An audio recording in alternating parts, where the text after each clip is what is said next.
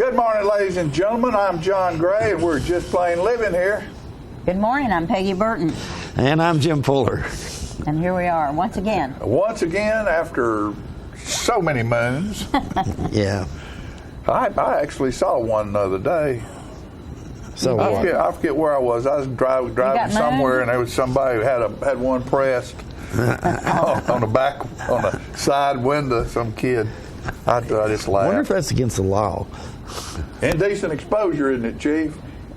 You got to catch them. Yeah. You got to Catch them in the act. Yeah. You can't go on hearsay. He said, she said. Right. Have to have some real evidence. Yeah, absolutely. Absolutely. But it's great. It's great. Youth and expression. Youth and expression, yeah. Wonderful thing. It really is. Hot enough for you, Peggy? It is. You know, I feel like I should be at home floating in the pool at this moment. You know, we've been very fortunate. I think we've had quite a bit of rain, but we've sort of missed all those high winds and everything. Yeah, it's not been bad. Gotten everybody, and we needed the rain. Yeah, absolutely. Yeah, needed the rain. I've got little tomatoes growing. Do you? Itty bitty ones, yeah. Are they tomatoes or tomatoes? Maybe tomatoes. Did you plant them? I planted one tomato bush, bush or whatever you call it, plant. And I did that in honor of my dad on Memorial Day. And it's just gotten taller and taller and little clumps of little tiny tomatoes. Well, that's wonderful. Yeah. I've told you my Bob Couch story, but I'll tell it again, seeing as how this is perfect time for that. Bob Couch, we've been doing this so long now. Could be a whole new generation of people. Bob Couch, my father-in-law, loved tomatoes, and he always at church, you know, once people's crops come in and their gardens come in, they bring extras to church. And Mickey Glasscock's dad, Mr. Glasscock, went to church, and he grew some of the most beautiful tomatoes you've ever seen. And Bob told him one time, he said, I can't think of his first name, but he said, would you help me with tomatoes next year? He said, I've tried to grow tomatoes, never had any luck. And so Mr. Glasscock said, sure, I'll get you some tomato slips like I use. And so next year, sure enough, Mr. Glasscock brought him 3 or 4 tomato plants and said, these are, you know, and of course his were these big old beefy beautiful tomatoes. And so he said, this is what you need. So Bob planted them. Well, the tomatoes started growing. Well, none of them ever got any bigger than your thumb. And Bob just couldn't figure it out. Glasscock was showing up every Sunday with these big old tomatoes, and Bob's, you know, they get that big. That's all it was. Well, Mr. Glasscock died before Bob could really quiz him about it. And his wife told Bob that Glasscock had given him tomato plants on purpose as a joke. Oh, goodness. and so Mr. Glasscock probably laughing at Bob, you know, he's up there looking down and going, there's old Bob waiting for those tomatoes to grow. Tomatoes. You know, and that's what's so wonderful about friendship and folks you know is the interaction of people. And people talking about little short stump here. People talking about the problems in our country and all of the stuff and that and the other. I think the biggest problem is most people don't know who their neighbors are. I agree and with that. And we don't interact with each other as a neighborhood and a city and a society the way people did for years and years and years and years. Everybody's inside their house, and we don't seem to care for one another enough. And to even know your neighbor, to play little pranks on them, and that's the fun part of life. And we're pushing it aside. I do miss that, and I grew up where you worked hard all day long, but there was always that time in the evening. My dad would always have a watermelon or something, and we'd gather on the front porch, and the guys that were working in the fields would come in, and we'd all be there eating watermelon and talking and having a good time. Shoot you out. So I didn't see it as hard work. I think it's okay for people to get out and get a job. You know, my friend Charlie Mitchell, who's now deceased and has been for a number of years, we lived across the street from him for 20 years, I guess. And Nancy planted this dogwood tree in the front yard, and the doggone thing never would bloom. So one night, of course, we were running the Legion then, so we didn't get home till late in the evening. And we come home one night, and Nancy turned in the driveway and said, "Oh my goodness, there's bulbs all over this dogwood tree. It's finally bloomed." Did y'all put stuff on? Charlie Mitchell had went and gotten some artificial flowers somewhere, and he must have took him forever and actually tied those buds on there. That's great. with the little garbage tie things. Right. And she really didn't realize it till the next day when she went out there in the thought she had daylight. blossoms. Yeah, I thought that. I love that tree that. is just That's good. You know. Well, that's just like when we lived on Druid Lane. Cliff Crutcher lived next door to us, and Crutcher was one of these guys. He was one of the first ones to have a TV. He always had a newer car, traded cars. Yeah. He's the first one to get a riding lawnmower. Well, Daddy and Trotter, who lived on the other side of him, you know, it kind of went Eric Crutcher. How are we supposed to keep up with Crutcher, you know? So they fertilized and watered his yard every night. Really? He burnt that lawnmower up the first year. He had to mow his grass 3 times a week. He just couldn't figure out why his grass was growing, and they'd wait till 2 o'clock in the morning and put fertilizer and grass seed, and they watered it. And he was mowing 3 times a week. That used to. I was speaking of Charlie Mitchell, and that used to be a thing for guys that worked at Arnold Center. They knew these chemicals that that you could put on. Yeah, that would make your grass green and make it grow unbelievably fast. Yeah. You know, that used to be a running joke. That was a running thing. Somebody would do that to somebody all the time. But I guess that gets back to what I was saying a minute ago. On the street in the neighborhoods these days, people don't know who each other are. You don't see many people out. Kids aren't out. The kids aren't outside playing. They're inside. It's kind of sad. Doing stuff. Mm-hmm. But hey, we'll see how it all turns out. Well, no, we won't, because we'll be dead. We'll be dead. But it'll happen. It'll turn out. Our parents and grandparents probably didn't think we'd ever survive to be this old. Somebody hits the power grid, it'll be all over, and people will learn to be outside again. I don't see that in the neighborhood I live in, and we've only lived there 2 or 3 years. But people are quite friendly there, and you may not know their name, but they're friendly. Then there's a lot of people walking and riding bicycles and up the streets, good. and that's good. Speed limit's like, I guess, 30 in that neighborhood, and people generally go by that because they are less. Yeah, or less. Well, see, I live out in the country, and there's a lot of space between all the houses, and I sort of know one family really well, but I don't know my neighbors like I should. That's like space. That's like that. That's like that guy moved up to North Dakota, or one of those states up there where you can go 200 miles to your neighbor. Yeah. And he was up there, and he had all this land, and hadn't seen anybody for months. And all of a sudden, his horse comes riding over the hill, and it's his nearest neighbor. Wow. He said, "Man, am I glad to see you? I hadn't seen anybody in 3 months." And he said, "Really?" He said, "Well, the reason I came over here is I wanted to let you know we're going to have a party." And the guy said, "A party?" He said, "Yeah, you're invited." And the guy said, "Man, that's great. I'd love there to be a party." Yeah.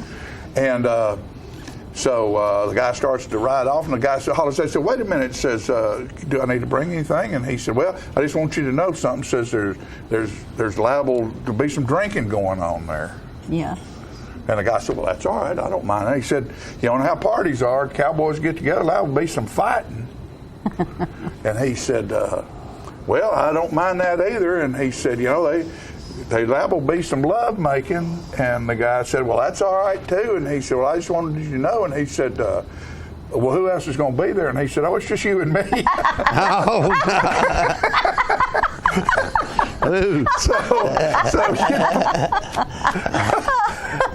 so love your neighbors as yourself. It's totally ridiculous. Wasn't that funny? But I don't know if I would have told that joke on this show. Hey, it's television. You know, that's mild compared to what happens out there. That's right. This is cable television. Cable TV. We're not. This isn't WLS where if you say butt, you get fired. Yeah. Remember when Dick Bionny got fired from WLS for saying butt? Oh, really? Yeah.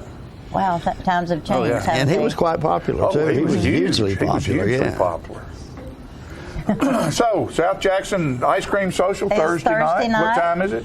We're playing at 7:30. Band plays at 7:30? Well, yeah, we'll be there for a while, and we hope Listen people to some come good out music. and bring their lawn chairs. Yeah, it's always fun. John bring and their I, dancing shoes, whatever. John was making plans before we came on the air because it's going to be so hot about what you can mix with that ice cream, various kinds of liqueurs or things like that. Yeah, I was pour talking into that about ice he's selling cream. that ice cream by the cup, and Jimmy said, "Are you going to drink it?" And I said, "Well, they need to have some Kahlua over Yeah. there and some different things Actually, to mix with." it's But- gelato that's coming from Fuel So Good, Yeah, which yeah. is down here on Jackson Street. Yeah. And I think today's And it'll last make day you if you want to feel get if you want to get a box supper for $8 and you call the Civic Center today, they'll have you a box supper Right, ready right. from That's Fuel good. So Good, and that's 455-5321.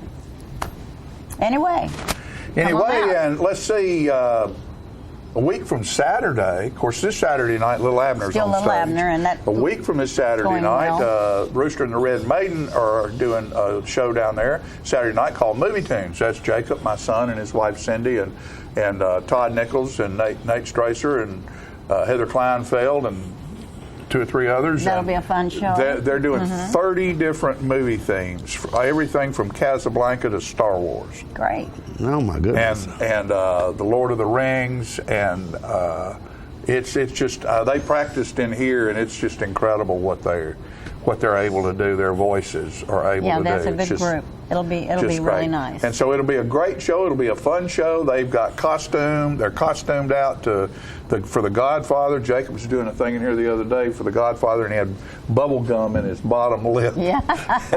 It was funny. We got some great Who was it outtakes. who played the Godfather? I'm trying to think in the movie. Marlon Brando. Marlon Brando. Yeah, Brando did that. I don't remember how he Yeah, talked. yeah. He had his jaws stuffed also. So if you love music and you want to see something really incredible, local people doing local stuff on our South Jackson Center stage, come see that. Come see the movie theme. Movie Tunes is the name of it. So and country's on the way. Country's going, Country's on the way. and it's time for us to just It's check time out for of us here. to go. Take a short commercial break. Folks, pay attention to the commercials and the folks who help keep us on the air. Go by their business and thank them for doing that, and even better, buy something while you're in there. We'll be right back.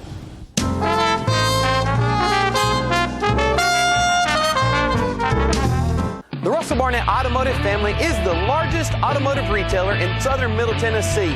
With over 1,200 vehicles to choose from, we are your one-stop shop. Check out our awesome website, russellbarnett.com. There's over 1,200 vehicles to choose from. Stop by one of our 5 locations. That's Russell Barnett Chrysler Dodge Jeep Ram, Chevrolet GMC, and Ford of Winchester, or Russell Barnett Ford and Kia of Tullahoma. And remember, why buy anywhere else? All I have to do to think about what I was physically before and what I am now, and I don't ever want to go back to that original situation. The overall mission of the rehab team is always what is best for the patient and how we can facilitate maximum potential from every resident. Well, the most important thing to me is that I'm allowed to do whatever I want to do, Everyday Miracles, Life Care Center of Tullahoma. Get your news first, fast, and free with your news leader on 6 every Tuesday, Thursday, and Saturday nights at 6, 8, and 10 p.m. Local weather, sports, community calendar events, and a comprehensive look at the latest news stories and news makers as only a video news broadcast can do.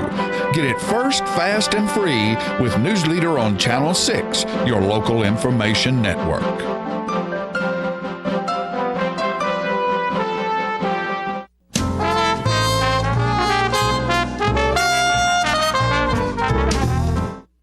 Welcome back, ladies and gentlemen, to our segment we call Police Pointers, and appropriately we have Tullahoma Police Chief Paul Blackwell with us today, who has been on vacation. Where'd you go on vacation? Took a little trip. We went to Estes Park, Colorado, up in the Rocky Mountains. Yeah. We've been there several times. We really enjoy it, and happened to be our anniversary, so my wife and I decided we'll just go somewhere we really enjoy going. So had you been there before? We've been there several times. Yeah. And how long have you and your wife been We've been married? married 32 years. 32 years. That's pretty amazing. Yeah. We started dating in college. Yeah. And then we both graduated and kind of got into our career fields, and then she married me after I was a police officer, so she knew what she was knew what she was getting into. She knew what she was getting into. Well, okay. And 32 years later, we're still acting like kids, I guess. Did you have to work a lot of nights and late night kind of thing? We did, and I tell people in law enforcement, I love midnights. I love the 11 to 7 shift because I felt that, one, you could do a lot, and if someone called you at 3 in the morning, they really needed your help. Right. So I enjoyed that. I enjoyed the sneak and peek, trying to find people doing things they shouldn't be doing. And like I say, that converse or the flip side is if someone called you at very early in the morning, they really needed you. Right. And, I never particularly liked working that shift because it sort of messed up your sleeping. But years and years ago, there were only 2 police officers on duty in the city of Tullahoma. It's all you needed at that time. And I worked 11 to 7 at the hotel here in Tullahoma. And most of the nights, we would play poker and drink coffee, and there was never hardly anything happening. And that's one of the advantages of working that type shift, because you get to know a lot of the late night employees, who's working, what is normal, what's not normal, and you become a lot more aware of your surroundings. Right. And I enjoy it, and that shift. Yeah, there were times, and this was sort of not legal, but the statute of limitations has run out now. But there was a guy that had a grocery store that stayed open all night. Liquor was not legal in Tullahoma, so occasionally we'd make a run to Chattanooga or Nashville to buy that, and we would send him a little liquor over there, and he would send us steaks, which we would cook on the grill at the Commodore when it was a slow night and not much was going on. Now, are you saying the officers were there eating the steak, or? Of course, yeah. Oh, okay. We were probably only 3 people up that night. Only ones awake, had to keep each other awake for a while. Absolutely. Okay, 4th of July. 4th of July, the city had their big Independence Day fireworks and all-day event, and all reports, all the comments we got was that it was very well received. Hot, which was great, because there had been some forecast of possibly rain the few days before, rain afterwards, so we were very fortunate that we had a good hot day, bright sunshine. Activity started about noontime. With some vendors and some bands, and Parks and Rec did a great job organizing this, and then culminating with the fireworks at night and a couple other bands that really drew some crowds in. What's interesting is there were a lot of people from outside of Tullahoma that came. Right. I know I engaged in conversation with several that were from outside of our city limits. And it was nice to see them there and having a good time, and we had no issues. Now, we had one issue where we had to ask a couple people to leave, but that was early in the day, and it had nothing to do with alcohol. It was just they were kind of acting in a fashion that was disruptive. Right. But, it was a great event. The fireworks were good, and as we said, the comments were just overwhelmingly positive. Yeah, and I'm sure you had a lot of your people there that were probably there during the day. We did. It was all hands on deck. Everybody worked. Right. Different shifts. Right. And we didn't try to make it a real police presence of, hey, there's cops here, there's cops there. Right. But, we had enough officers there that were assigned to certain tasks in certain areas. And, it's like, don't make yourself just visible. Stay in the background, and if you're needed, you'll know if you're needed, or we'll call you and let you know. And, we're here to have a good time, and everybody have a good time. Sometimes police presence will put a damper on something. So we kind of told the officers, just kind of stay back, stay on the outside, the peripheral, and if you're needed, you'll know, or we'll give you a call. Right. Police presence, by the way, I sort of have a different perspective of that because of what I used to do for a living, and that was running a club. And whenever we could, I don't think it was against the rules at that time, we would have off-duty police officers there in uniform because, and if you're there to observe the rules and act like a decent person, you're probably glad they're there as well.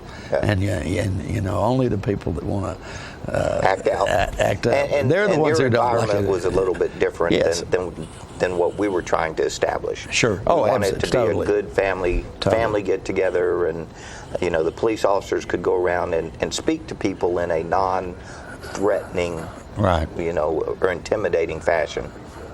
Which I think in a bar, it's one way or the other. Well, no, there's not a lot of that in that environment and a lot of that was because of planning up front to make sure that kind of thing didn't happen. However, it did every now and then. So it did, or you wouldn't have it. Yeah, exactly. Yeah, I noticed you have the band around your badge there. You want to talk about that a little bit? Our department, as many departments across the country, are mourning the loss of the 5 Dallas police officers and the injury to both police officers and private citizens. So we wear the black band as a sign of mourning, and we'll wear it through today because today is when the flags go back up to full staff at sunset. We've been wearing them since the event occurred last week, and it's to show solidarity that a brother, a fellow police officer has died in the line of duty. So that's the purpose of it. I would have to think that when something like that, a tragedy like that happens, that everybody who does that for a living in any kind of law enforcement has got to feel something personally. Because all of us, when we set out in the morning, in the afternoon, in the evening to go do our job, we go with the intent of serving our community, of helping people. And, obviously the events that occurred in Dallas, they were, planned and with the intent of harming somebody.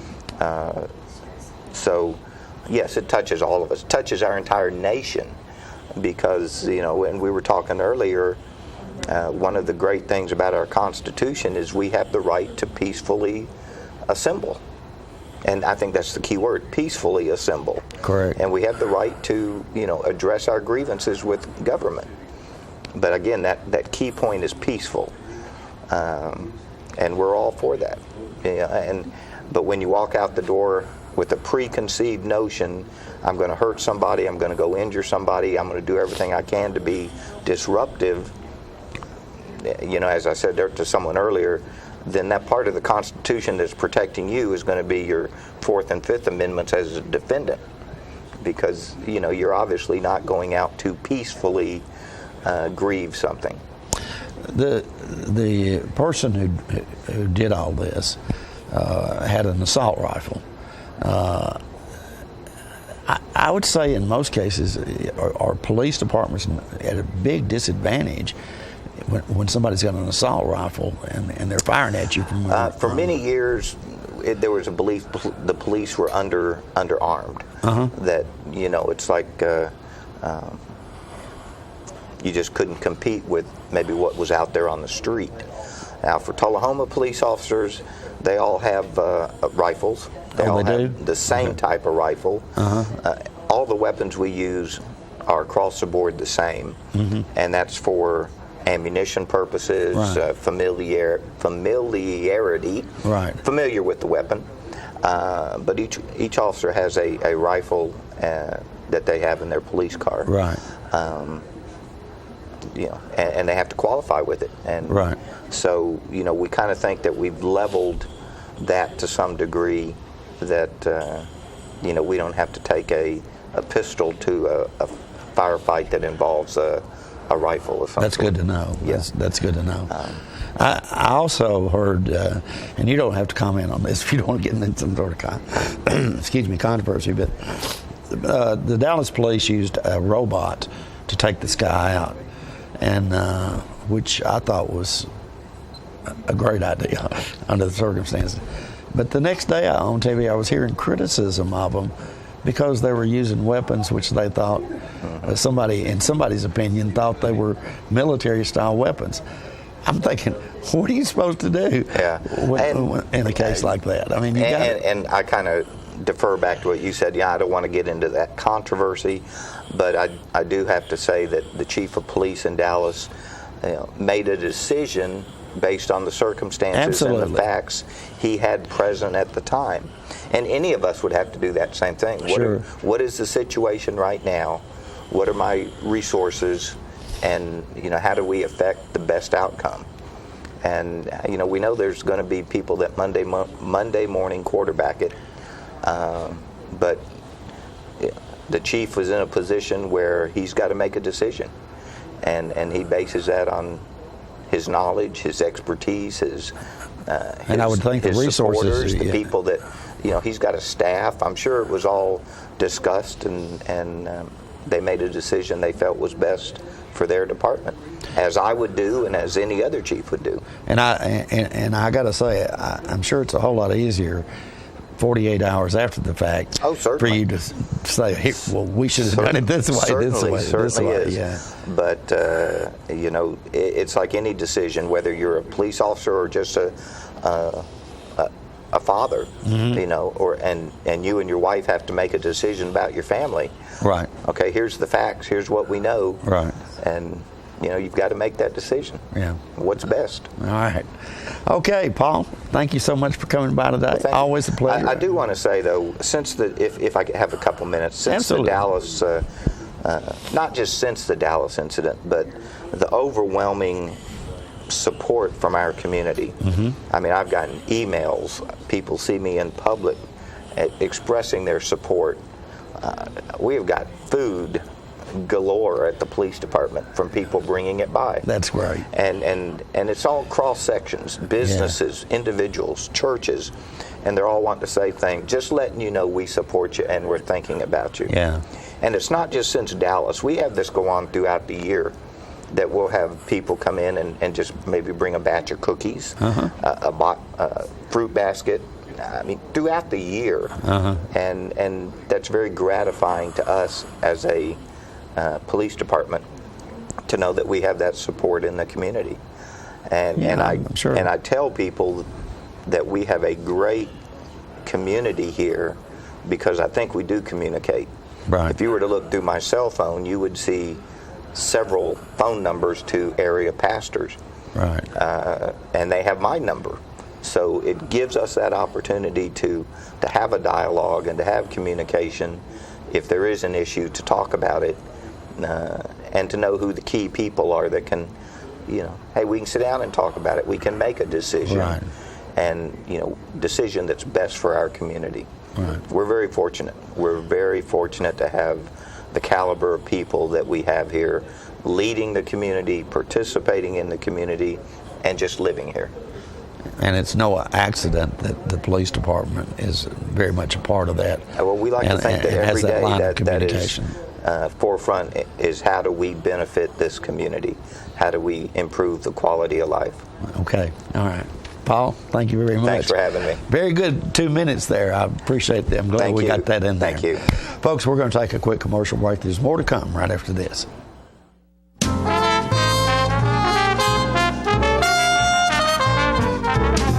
It's time for every family and business in Tullahoma to go green and recycle. Tullahoma Public Works makes it simple and easy to recycle. Just place your recyclable materials, paper, plastic, aluminum, and cardboard beside your garbage container on the same day your garbage is picked up. Your recycled materials don't have to be in a fancy container. Recycling is not only the right thing to do, it makes sense. Recycling pays. Paying to bury our garbage costs each of us. Please do your part. Let's go green, Tullahoma, and recycle. Hi, I'm Cindy. And I'm Jacob. I'm the Rooster. And I'm the Red Mate. And we would like to welcome you to Roosterware.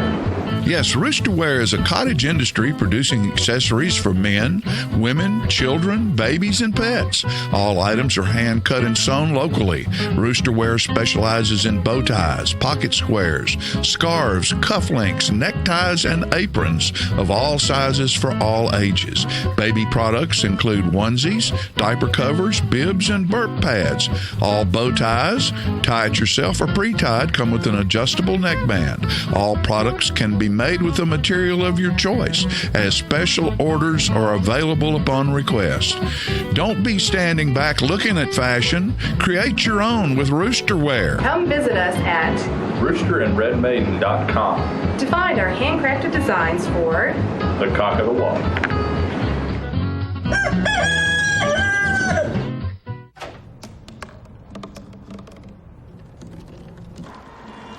Everybody has a dream.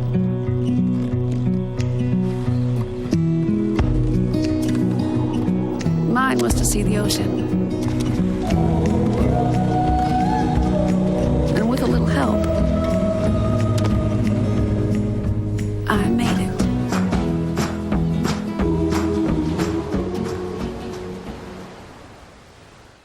Get your news first, fast, and free with your news leader on 6 every Tuesday, Thursday, and Saturday nights at 6, 8, and 10 p.m. Local weather, sports, community calendar events, and a comprehensive look at the latest news stories and news makers as only a video news broadcast can do.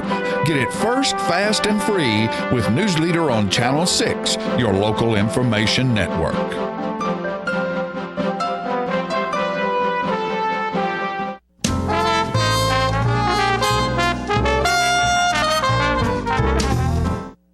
Welcome back. I'm on the set with Parks and Recreation's favorite female, Miss Frances Sample.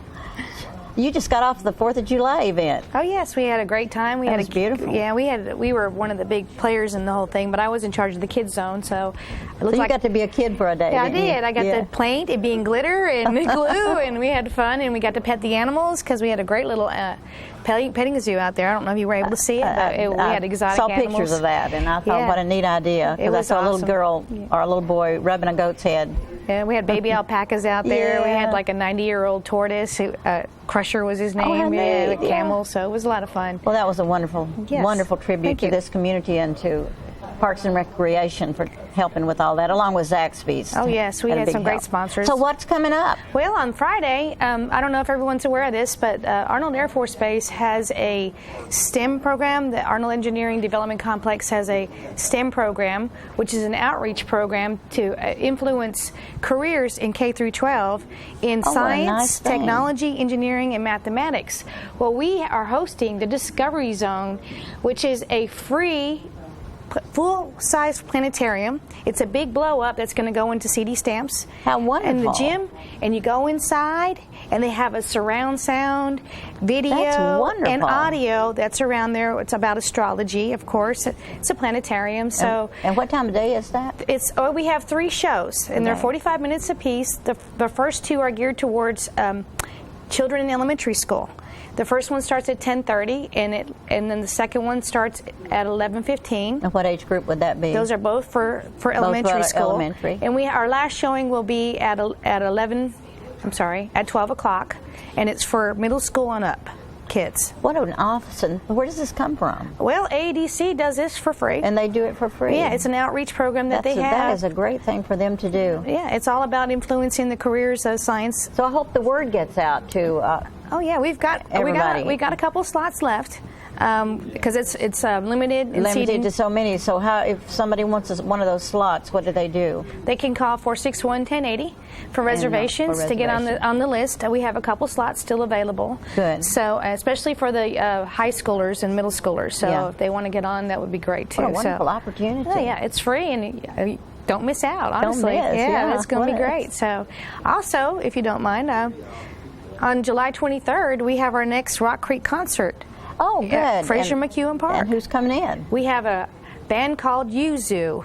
I don't know who that is. Yuzu, they are a U2 tribute band. You're kidding. No, so and you can go on to, they're going to be, we're posted on our Facebook page today. And this is free, folks. It's a totally free concert. It's sponsored by What time does it start? And also Bud Light. It starts at 6 to 10. 6 to 10. Mm-hmm. So at Fraser McEwen Park. Is our vendors there for food, or do you bring your own? We will have some vendors out there. Okay. So and also we'll have our beer vendors out there also.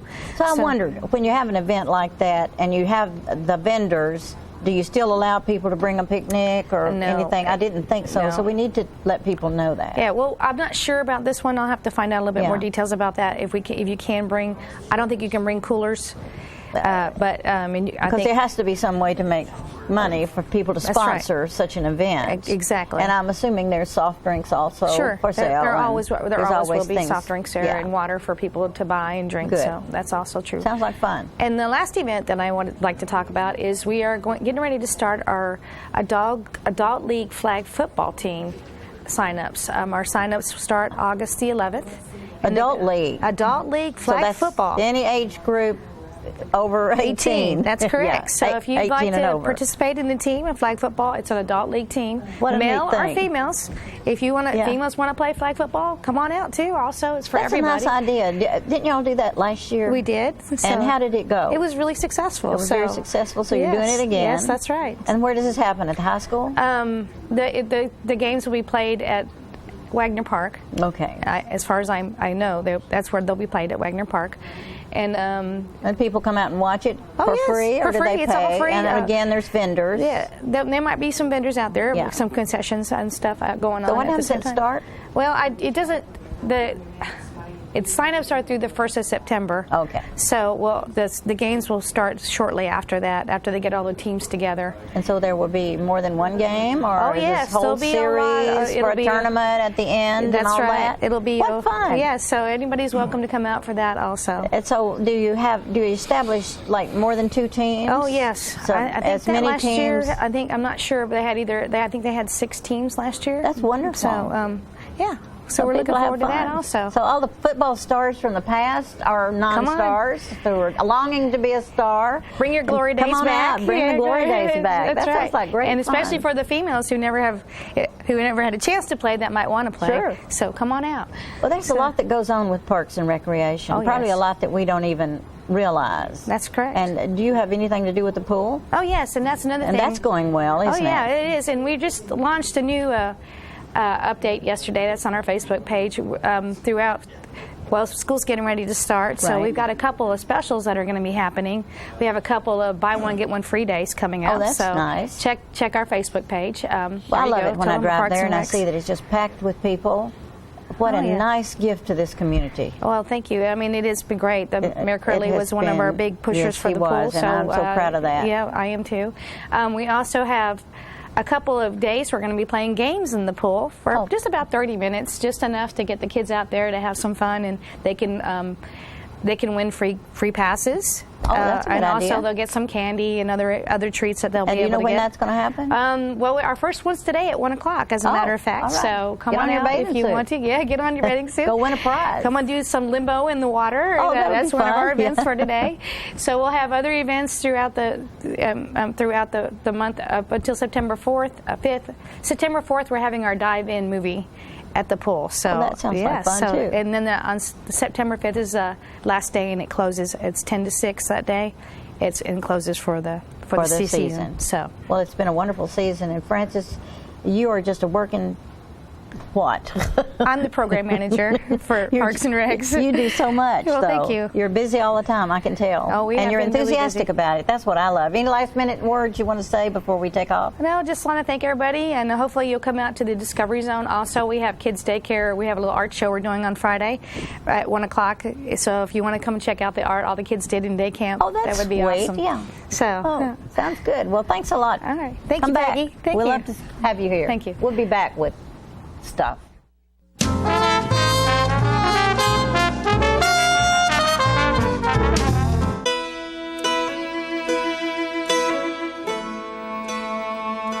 We get closer to a world with more birthdays when we take cancer patients by the hand.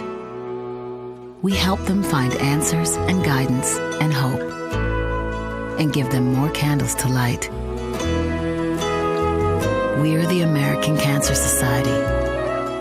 Help create a world with more birthdays at morebirthdays.com. Is this the year you want to get fit? If so, check out just some of the things Tullahoma Parks and Rec has to offer. Kickboxing, aerobics, silver sneakers workouts, swim lessons, boot camp, water aerobics, basketball, Zumba, yoga, pickleball, lap swimming, treadmill, karate. Get fit, Tullahoma, and have some fun with Tullahoma Parks and Rec. When your family suffers the loss of a loved one, the caring and compassionate staff at Tullahoma Funeral Home and Coffee County Funeral Chapel are standing by to assist you in every way possible. We are proud to support local industry and offer only Batesville caskets. Many funeral homes don't own or operate a crematory. We utilize the only crematory in Coffee County. Your loved one never leaves Coffee County. We can accommodate any need and any budget. Consider our complete pre-need service to remove this burden from your family during their time of grief. Lock in today's low costs and protect from inflation. Tullahoma Funeral Home and Coffee County Funeral Chapel. Our family caring for your family.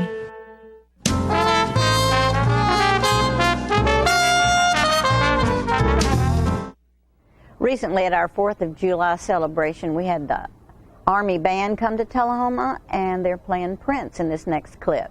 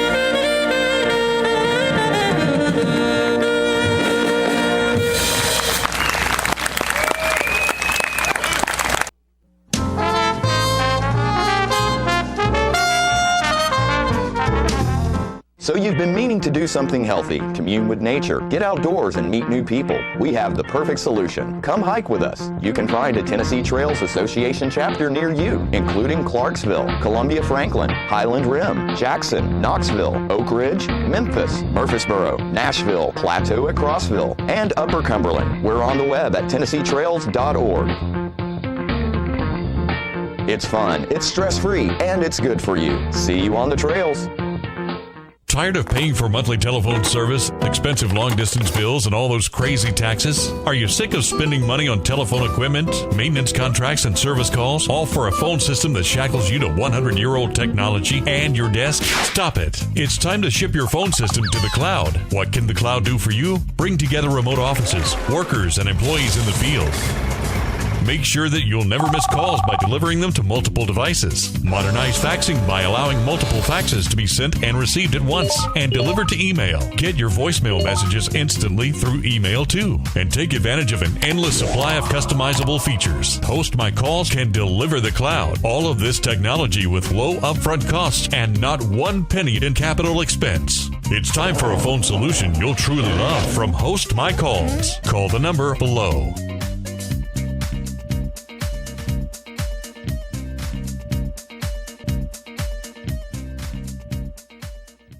Get your news first, fast, and free with your news leader on 6 every Tuesday, Thursday, and Saturday nights at 6, 8, and 10 p.m. Local weather, sports, community calendar events, and a comprehensive look at the latest news stories and news makers as only a video news broadcast can do.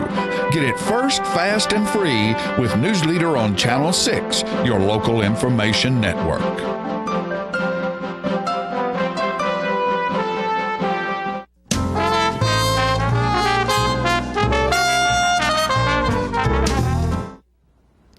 All right, folks, we're back, and I'm fortunate to have a really fine-looking young lady up here with me today. Not only is she a fine-looking young girl, she's a very bright young lady, too, and that's Caitlin Barstead, and she is with Animal Harbor in Winchester, Tennessee. And yes, welcome to you, dear. Thank you for having me. You've been here before one time, haven't you? That's what I thought. Mr. Lee Gibson. That's right. I knew I recognized that face. So you're here because you have, last time you were here, y'all were trying to raise money to build a facility, right? Yes, sir. And have you gotten that facility built? Oh, it's built, and we are fully up and operational. It's great. But again, we've raised all that money to build it, but now we got to keep it open. Keep it open. So since you built your building, that allows you to serve more animals than you could before. Yes, right? In 2015, we had a 20% increase in our intake, so it was almost 200 extra animals that we were able to save in 2015 with our new shelter. And so when you say save, you are a rescue facility? We are a limited admission, no-kill animal shelter, which means we don't euthanize to make room for more animals. You know, we're kind of one in, one out, and we help find these animals homes. We help get them spayed or neutered, and just make sure they're happy and healthy and getting taken care of. And when we say animals, we're talking anything from dogs to cats to ferrets to snakes to pot-bellied pigs. You got a pot-bellied pig? We did, but did? She got adopted. Isn't that great? I know, That's it is. Great. It's amazing. So what you need now that you have a new building is because you don't get government funding in any way. We are a private 501c3, which means we're run purely on donations of the generous members of our community. And some grant writing. And lots of grant writing. Because there are some good groups of people out there in the cities who have put money together and trust companies and stuff who help people like you, but the majority of it comes from somebody in the community pulling reaching in their wallet. Pocket and handing you what it takes to operate. Yes, sir. But we try to offer people fun and interesting ways to do that donation. Right. So that's what I'm here to talk to you today about. Okay. Is our annual bone drop. So this is going to be our fourth annual. Bone drop. It's a bone drop. You got a bone drop. I can't wait to hear this, folks. So what is a bone drop? Okay, so what we do is we sell 150 bones at $100 a pop. So then on August 6th at noon down at our shelter at 56 North Ann Road behind North Middle School there in Franklin County, we have the Duck River Electric Company come down and they drop those 150 bones from about 50 to 75 feet onto this big target. And the person whose bone lands right there in the middle of that target is going to win $5,000. $5,000? $5,000. And Animal Harbor is going to raise $10,000 for Animal Harbor. Now, how big are the bones? When you say they're going to drop a bone, they're about this big. They're one of those giant milk bones. Like a turkey leg bone, about that size. Well, a little bit smaller. But we've got it tagged with their name and information when they purchase the bone. Right. And you don't have to be present to win. Really? But we're going to have a big event down there this year. That's great. The past few years it's been kind of small, but now this year we're on August 6th, again at noon. We're going to have food trucks down there. We're going to have face painting, games for the kids. We're going to try to make it a little bigger and better and encourage people to come down. And I hear Mr. Lee Gibson's going to be there. Oh, is Lee going to be there? Well, I was getting ready to see if you're going to have any music. So if Lee's going to be around. We'll try to get him to pull that guitar out of the truck. Force Lee to play. It doesn't take a lot of arm twisting to force Lee to play. Lee loves to play, and I love when Lee does play because Lee Gibson's a very talented young man. Great songwriter, great entertainer, and a good supporter, a large supporter of all things good going on around here. Yeah, nicest guy you'll ever meet. He's a really, really good guy. So that's wonderful. Yeah, and so if anybody wants to, I think our number's running down there on the bottom of the screen. There you go. Yeah. They can call me, contact Animal Harbor if you want to purchase a bone. They're $100 a piece, but remember, you got a 1 in 150 chance to win $5,000. Are you going to have a restless bone there? Isn't that in a song? I've got a restless bone. Something like Selfish bone. Selfish bone. Got a selfish bone. Well, surely not. Well, whoever wins that $5,000 will own the selfish bone. Hey, you know what? Our first two winners that won, they turned around and handed that check right back to us. Are you kidding me? I'm not kidding you. Now, that is unselfish right there. Isn't that wonderful? Now, but the winners last year, and again, you can split the price of a bone. So last year we had two women that decided to go 50-50 on it, and they won. But they decided to keep their money, and that is fine with us. Well, sure. Because we're still raising $10,000 for Animal Harbor. That's right. And it's our biggest fundraiser of the year. Now, let me ask you another question or two. Animal Harbor, give us the address again. It's behind North Middle School? Yes, it is 56 North Ann Road there in Winchester. Okay, and there's the phone we like number. to encourage that it's about half a mile down the road from Walmart. So when we have our people in Winchester or Tullahoma, when they come to shop at Walmart, we encourage them to pick up a extra roll of paper towels or a thing of bleach for us or a couple pounds of dog food and drop it off. Come see us down there. Okay, and that's what I was gonna. My next question is, if someone wanted to stop by there and see what's going on and look about adopting a pet or seeing if there was something happening down there, what are your hours? Our hours are Tuesday through Friday, noon to 5, and then we're open from Saturday from 10 to 4. So it's kind of odd hours, but you can remember we got a lot to do taking care of those animals. Yeah. So between 12 and 5 on the weekdays, you can come down there and volunteer. You can come visit the animals. We have been so lucky to have donors for our new shelter build specific rooms just for people to meet and greet with the animals. So we have these nice areas where you can sit down in the cat rooms and play with the kittens, or bring the dog of your choice in there, and you can play and see how you interact with them. I've got something I want to say, but I'm just not going to say it. Okay. Listen, these are good folks, and they're doing something good, not just for our community, their community, but the whole surrounding area. One of the things that interested me, you were talking about, you have a project to capture and release feral cats, which I have a big problem with feral cats. So give us a short definition of what happens there. So what we do is we're always asking community members to call us and let us know if you're seeing high volumes of wild cats in your neighborhood or in an area you pass through in town. Call us and let us know, because what we do is we come out to those areas, we set out traps, we'll trap the cats, bring them in, spay and neuter them, and then go release them back into their wild habitat, but that way they're not out there procreating and breeding, because I don't know if you've ever seen these flow charts of how one, unspayed or unneutered cat can turn into 1 million cats within 2 or 3 pregnancies. That's a bunch. Yes, and it really is a public health problem. They're a problem, yes, and it's our responsibility as humans to control this and not let it get out of hand. Right. So that's what we love our programs, and there's programs all the way from Shelbyville to Fayetteville helping us spay and neuter these cats. Kaylin, thank you, dear. Well, thank you so much for having me. That is August the 6th. At noon down there at Animal Harbor. You can contact me either at the number at the bottom of the screen or at cbarstad@animalharbor.org. Isn't she pretty? If I were y'all, I'd just go over there to see her, just talk to her. Well, I'm always down there. I welcome visitors all the time. Okay, dear. We'll be right back after these messages.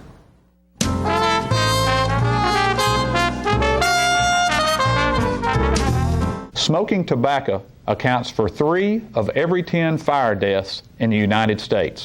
Tullahoma Fire Department. Need you en route to a structure fire, 202 Main Street. Heavy smoke showing. Neighbors advise child trapped inside. Lighters, matches, and associated smoking paraphernalia are the leading cause of preschooler fire deaths.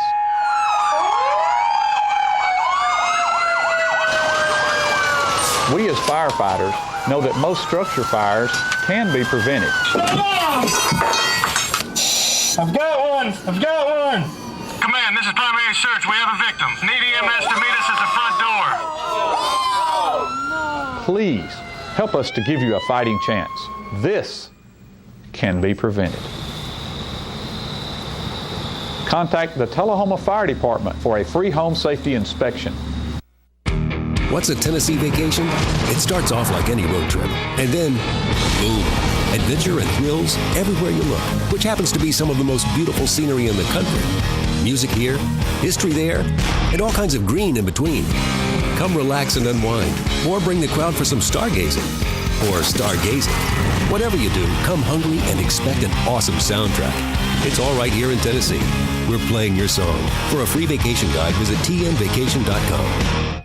Get your news first, fast, and free with your news leader on 6 every Tuesday, Thursday, and Saturday nights at 6, 8, and 10 p.m. Local weather, sports, community calendar events, and a comprehensive look at the latest news stories and news makers as only a video news broadcast can do. Get it first, fast, and free with News Leader on Channel 6, your local information network.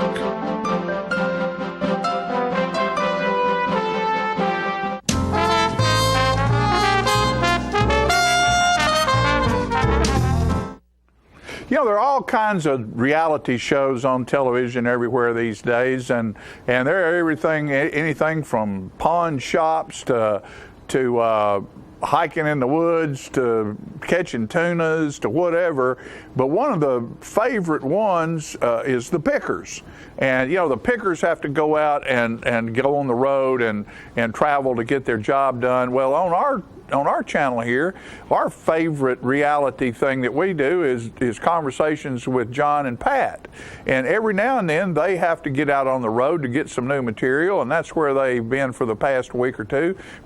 Can't wait till they come back and see what they've come up with for the next season of Conversations with John and Pat. So what we're going to do today, we're short a version, so we're going to go back to the first conversation with John and Pat we ever ran and let you see how this whole huge reality nation and history with John and Pat has started with their first inaugural show.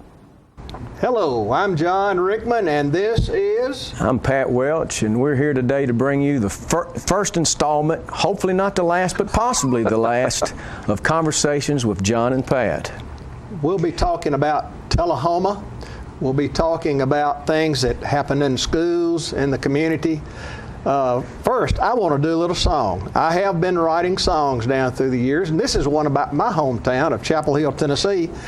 There, we have the Chapel Hill Ghost Light. That's probably one of the most known phenomenon around, and this is how that song goes. Well, many years ago along the railroad track one night, a man was walking home and held a lantern for his light. He never heard the whistle scream or the mighty engine pound. He never even knew it when that freight train ran him down. The engineer ran back in time to see the poor man die. But as he neared the tragic spot, a light rose in the sky. The lamp the man had carried was never found that night.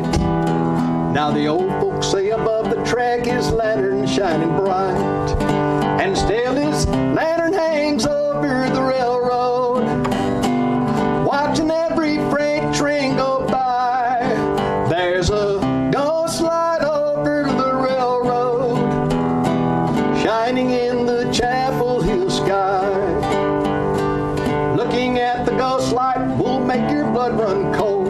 It moves along the railroad track and haunts your very soul. A spirit holds a lantern high for all the world to see, or the old ghost light of Chapel Hill remains a mystery, and still his lantern hangs over the railroad, watching every freight train go by.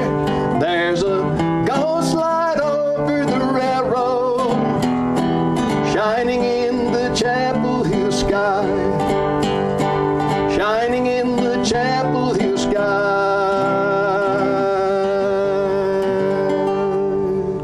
Pat, I noticed you didn't go in with harmony on the chorus. No, John, the best thing I could do to add to that song would stay out of it.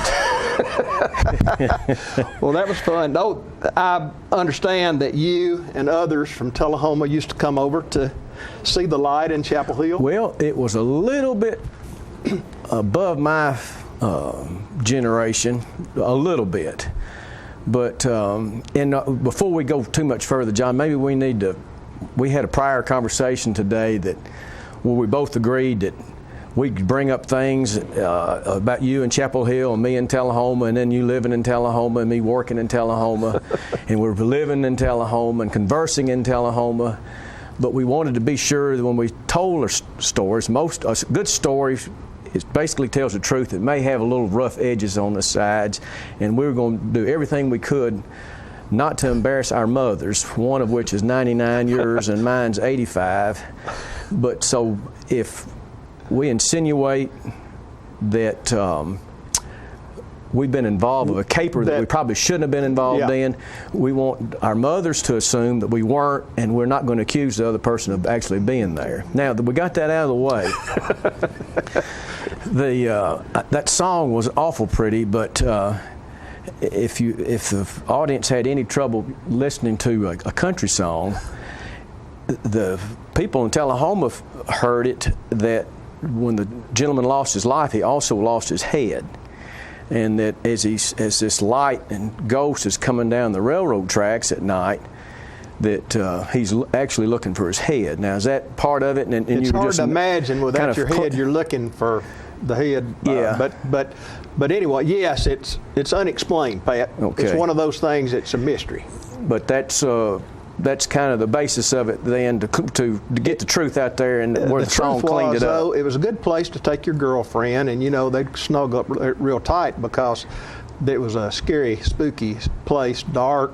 So, it was a nice place to just go and look for the light. Well, when I talk to people of John Gray's era, they bring up that it was a great place to take a date, and you tell them about halfway over there, the story got more and more gruesome. Yeah. And by the time you got there, the girl was really, really scared and needed comfort, and a little bit more clingy than they may have been. And you didn't act nervous yourself. You might have been, but didn't show it. You tried your best not to act. And they in the 70s, somewhere in the 70s, and maybe mid 70s, they quit letting them go out there, and they made lots of arrests because people congregated out there by the hundreds.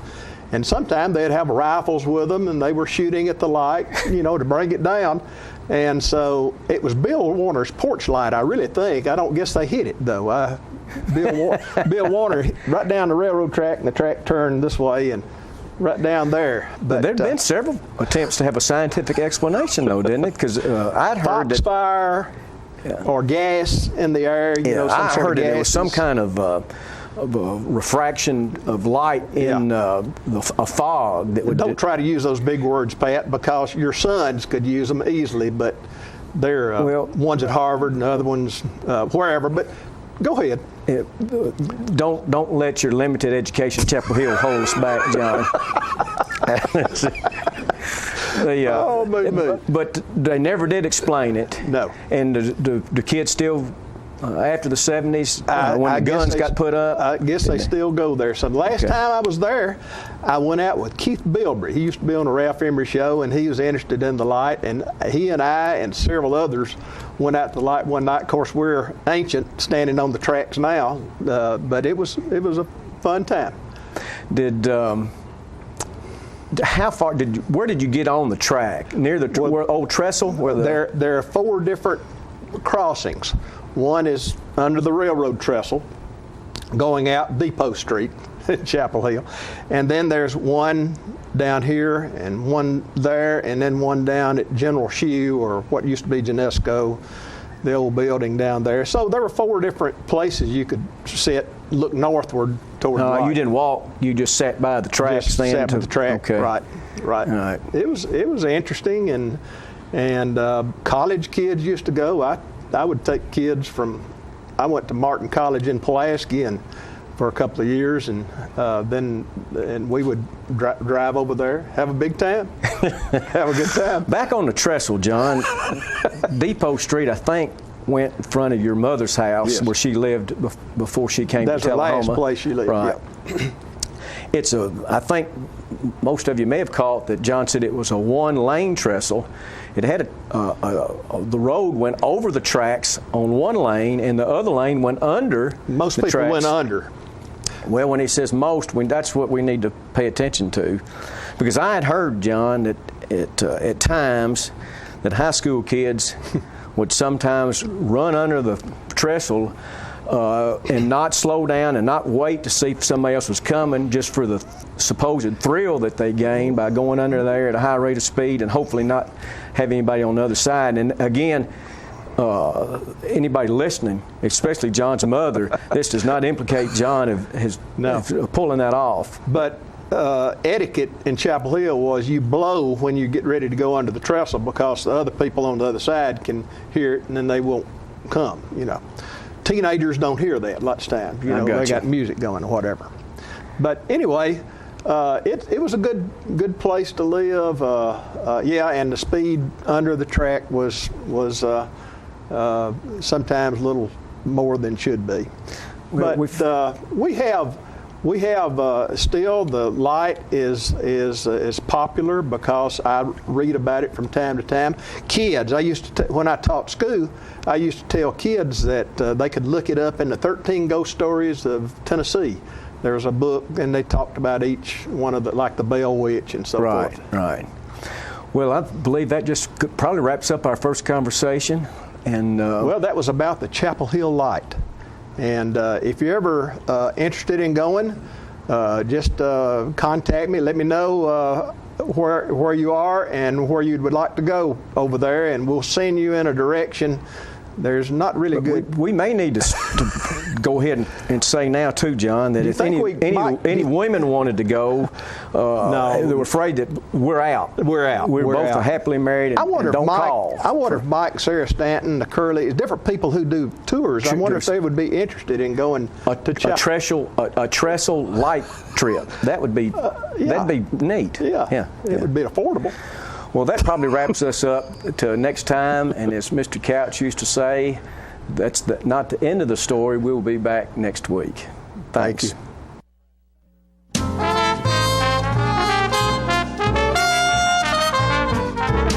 Oh, hello, ladies and gentlemen. This is the paint. Uh-oh.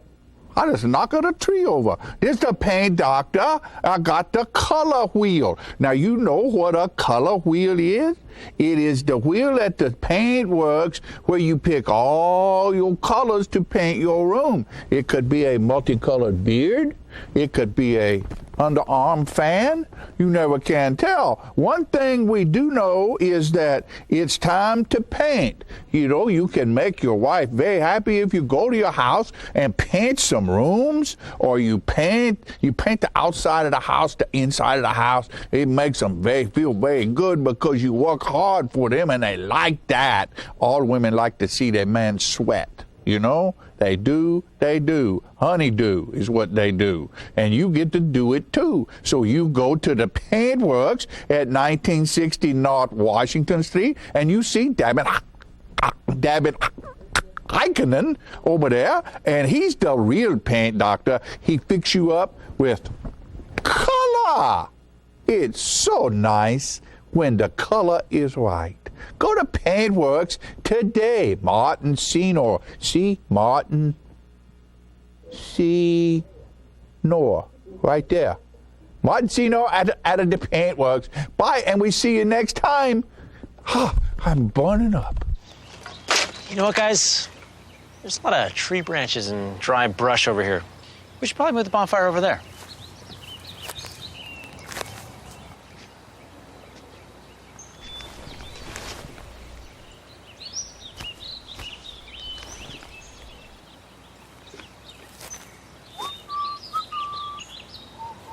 I'm guessing Smokey liked that idea.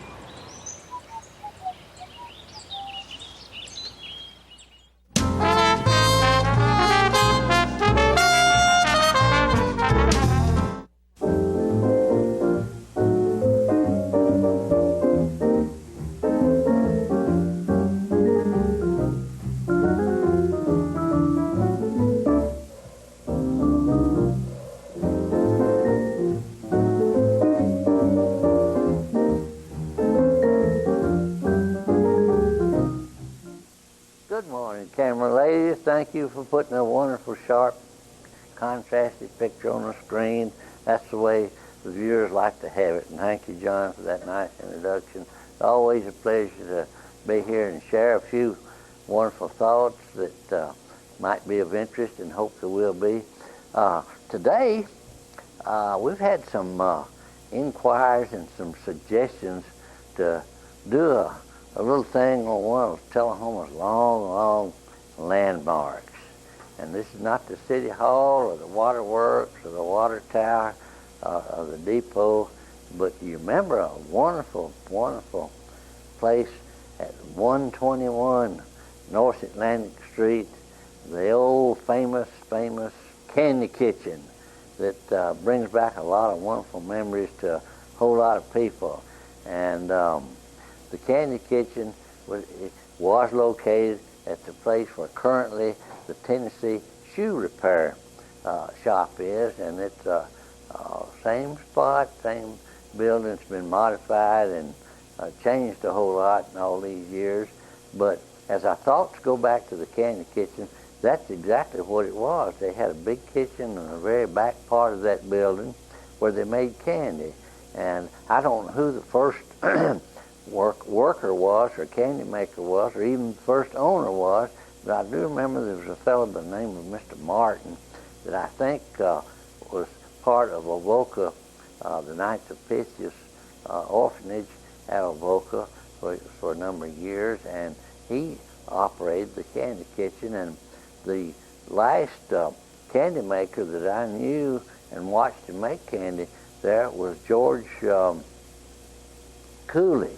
And he had a great big copper kettle in the back part there, and I think he had bottled gas to fire it, and he would open up a big bag of sugar and pour in that bright copper kettle, and it would melt, and then he'd put chocolate and caramel in it, and then top it off with peanuts, and after it got stirred up real good, he had a wooden paddle that he stirred his candy ingredients with, and a big marble top workbench or table, and he would spread that mixture out on that marble table, and it was peanut brittle, and oh, it smelled so good and tasted so good. And then, of course, when it cool down, why it was hard, and he'd put it in wax paper in the trays that he would display it with in the showcase up front.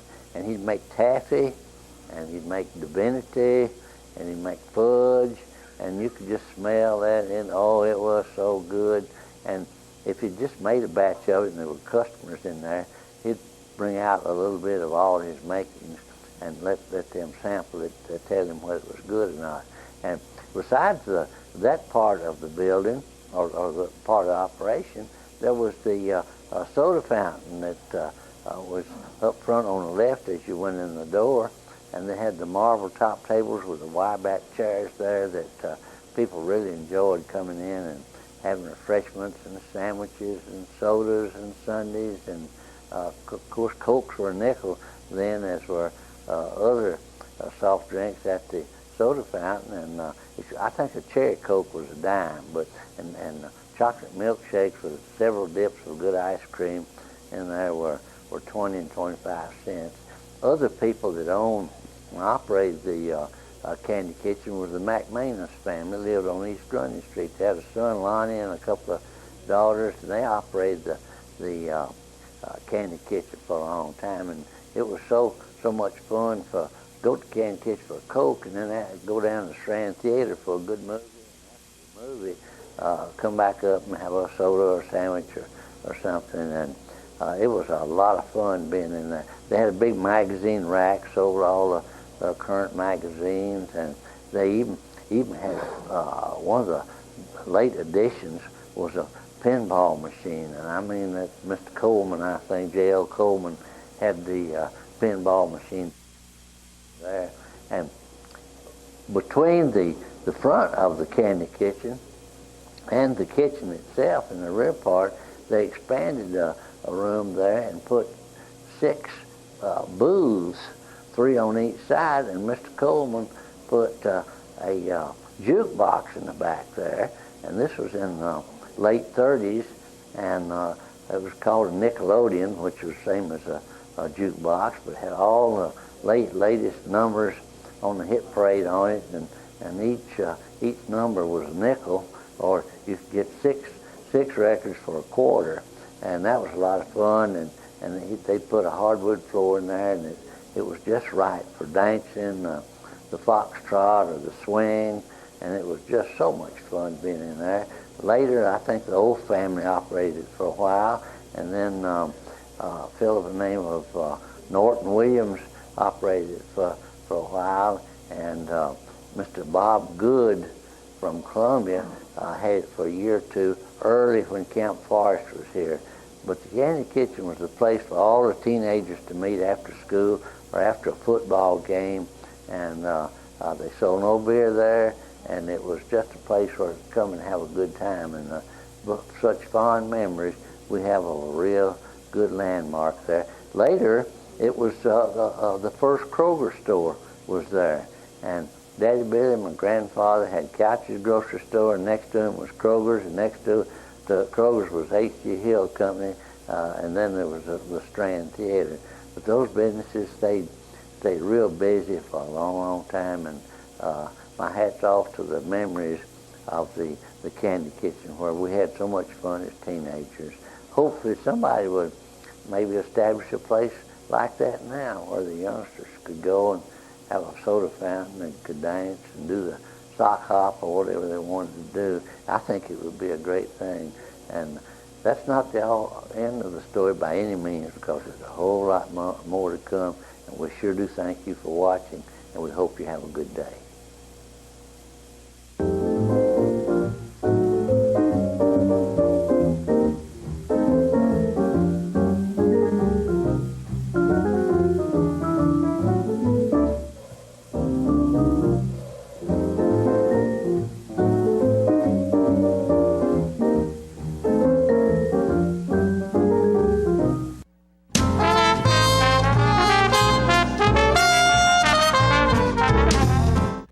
For Healing provides medical care to the working uninsured of Coffee, Franklin, and Moore counties. We are in Tullahoma from 8 to 5, Monday through Thursdays, and in Manchester on Fridays from 8 to 12. We provide primary medical care and offer an in-house disease management program. My name is Rosie Mitchell, and I would just like to say I am blessed to have partners in my life. Please call 455-5014 for more information. Thank you for being one of our partners for healing. Hello, this is Janie Price. When my husband Ray Price would tour across the country, his favorite place to dine was Cracker Barrel Old Country Store locations. His favorite thing to order was the Uncle Herschel. And the beauty of it all is forever. You'll be holding me too. I miss Ray dearly, and I'm so proud that his last album, Beauty Is the Final Session, is available at his favorite restaurant. A love affair to remember. The project includes a duet with Martina McBride and harmony vocals from Vince Gill. Ray believed this to be the best recording he had ever made. Oh, I wish I was 18 again. I think you'll agree when you pick up your copy of Beauty Is the Final Sessions at a Cracker Barrel Old Country Store location near you or at crackerbarrel.com. A world without breast cancer is a world with more birthdays. And signing up for the Making Strides Against Breast Cancer Walk will help us get there faster. The American Cancer Society invests in groundbreaking breast cancer research, and we're part of every community. In fact, 1 in 2 women newly diagnosed with breast cancer turns to us for support. Sign up today at makingstrideswalk.org. Together, we can finish the fight against breast cancer.